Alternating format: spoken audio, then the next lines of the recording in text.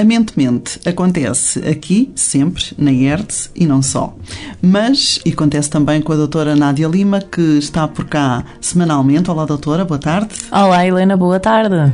Então, na passada semana falámos sobre morte e espiritualidade. Hoje, eutanásia, que acaba por estar também relacionada com morte. Sim. Como é evidente. Está ligado também à morte, sim. Mas uma morte assistida, uma morte quando aqueles que acham que devem partir querem fazê-lo da forma que mais desejam. Sim, é isso a eutanásia, precisamente. Não é? Certo. Ainda, por isso, esta forma de morrer ainda é completamente renunciada por uns, mas desejada por outros. Sim. Isto está correto, não está correto? Depende de cada um. Também está vedado aos psicólogos não poderem dar a sua Eu já me estava a rir por causa disso. Porque nós não podemos... Eu não posso emitir a minha opinião acerca da eutanásia. Mas sim, a eutanásia é isso que a Helena disse. Tem a ver com a tomada de decisão acerca do processo de morte da própria pessoa. Isto porque muitas vezes a eutanásia acontece normalmente, e penso que seja só assim que acontece, quando alguém sabe que tem uma doença incurável e que não quer sofrer passar, mais. Exatamente. Passar pelo sofrimento do paliativo. Do paliativo, sim. Exato. Porque... Tem medo da dor, não é? Certo. Tem medo do tempo que anda aqui a sofrer e por isso prefere uma morte assistida, uma morte mais rápida e indolor. Sim. Isto é assim tão incorreto? Eu não posso responder a isso. Eu não posso responder a isso. Posso é dar pontos de vista a partir do ponto de vista da psicologia. Então, através do ponto de vista da psicologia, aquilo que se defende é diminuir o sofrimento dos indivíduos o mais possível. Mesmo a medicina faz exatamente isso com os fármacos. Reduzir, diminuir ao ponto máximo que for possível o sofrimento humano. Então, do ponto de vista da psicologia, nós tentamos reduzir ao máximo através do ponto de vista psicológico, psíquico, emocional, reduzir o sofrimento. Nem sempre isto é possível, porque vamos cá ver, uma pessoa que é ativa, de repente, e há muitos casos destes, de repente tem um acidente, fica paraplégico, tetraplégico, caramba, a pessoa está habituada a andar, a fazer tudo por si própria, de repente tem pessoas à volta dela, acordem, tem pessoas à volta dela que lhe vão dar banho, que lhe vão dar comida à boca. Muitas vezes nem a comida entra, ela fica, portanto, a ser alimentada com alimentação parentérica através de tubos, fica a vegetar e o mundo passa a ser outro, passa a ser uma realidade completamente diferente. Do ponto de vista da psicologia, compreende-se que alguém queira pôr termo à sua vida para pôr termo ao sofrimento. Na verdade, as pessoas não querem morrer. Elas querem é parar com o sofrimento e parar com aquele tipo de realidade que lhes custa tanto aceitar. Sim, muitas vezes nem sequer falam, mas estão lá dentro, estão vivas.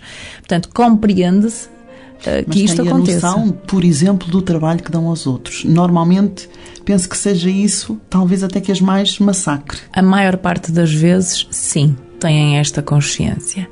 Mas também têm consciência da perda total de autonomia. Exatamente. E isto, para quem está consciente, é muito difícil de gerir e aceitar. Portanto, se é possível compreender, é. E aqui eu já posso dizer que sim, é possível compreender. Sim, é.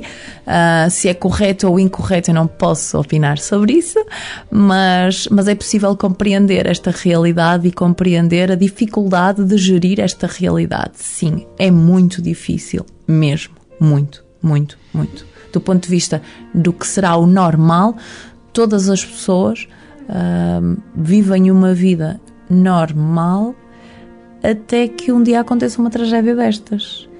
E depois tudo passa a ser anormal. E é preciso ajuda também, muita ajuda, para reaprender a viver de uma forma completamente diferente. Aqui é preciso ajuda para quem está a viver essa mesma situação, não é? Conscientemente, mas também quem tem que ajudar estas pessoas que ficaram completamente... Com uma vida completamente arruinada. Exatamente. Sim. Completamente dependentes. Os cuidadores, aliás, nós já falamos sobre foi o Alzheimer e os cuidadores, se não estou em erro, sim. que nós falamos sobre os cuidadores. Os cuidadores têm aqui sempre um papel muito difícil. Porque a pessoa também acaba por deixar de ter vida própria. Sim, e muitas vezes deixa de trabalhar, fazendo uns anos sabáticos mesmo, em termos de trabalho, para poder cuidar de um familiar, de uma pessoa amiga, de alguém que esteja realmente a precisar. Sim. Eu própria já deixei de trabalhar, não na totalidade, mas passei a trabalhar a meio tempo para cuidar de uma pessoa amiga que foi operada.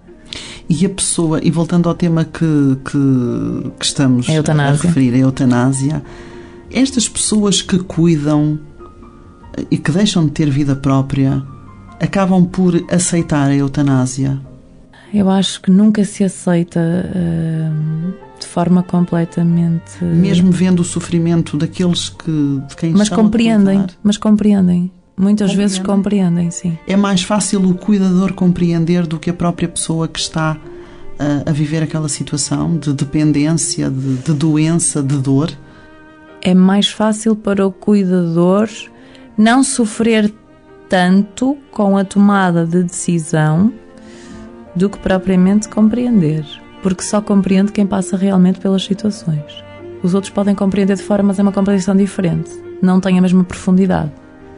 E é um tema muito difícil. A eutanásia, mesmo a própria pessoa que pretende a eutanásia, pretende fazer uso, não é, da eutanásia, passa por um momento muito difícil de tomada de decisão. Acredito. Já quando temos que eutanasiar um animal é muito complicado. Muito mesmo.